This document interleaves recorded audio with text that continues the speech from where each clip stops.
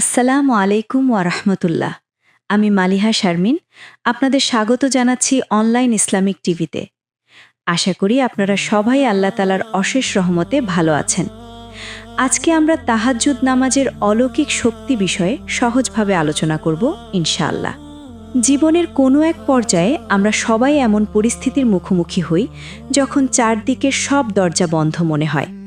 রোগব্যাধি, ঋণের বোঝা কিংবা মানসিক অশান্তি আমাদের ঘিরে ধরে।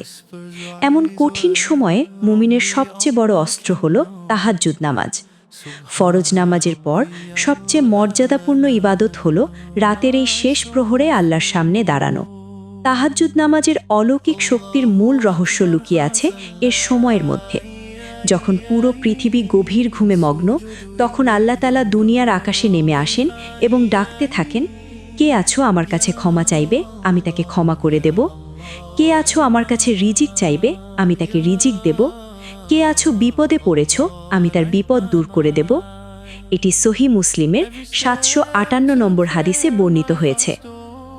তাহাজ্জুদ নামাজ কেবল সাওয়াবের কাজ নয়, এটি অসম্ভবকে সম্ভব করার এক মাধ্যম।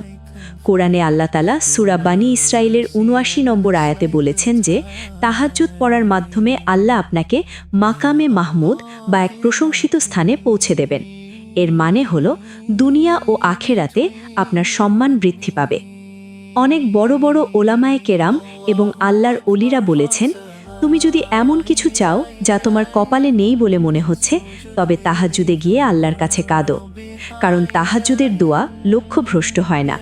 এটি যেন অন্ধকারের মাঝে এক উজ্জ্বল আলোর প্রদীপ। যারা নিয়মিত এই নামাজ পড়েন তাদের চেহারায় এক ধরনের নূর বা উজ্জ্বলতা তৈরি হয় এবং তাদের মনের দুশ্চিন্তাগুলো আল্লাহ তাআলা দূর করে দেন।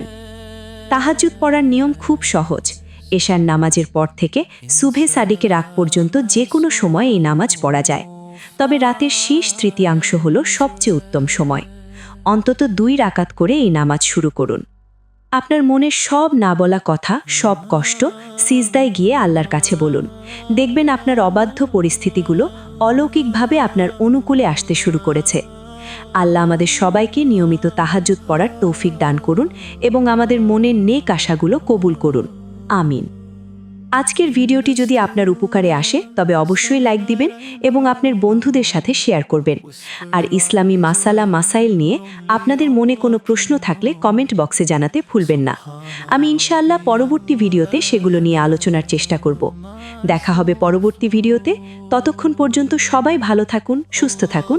আসসালামু আলাইকুম ওয়া রাহমাতুল্লাহ।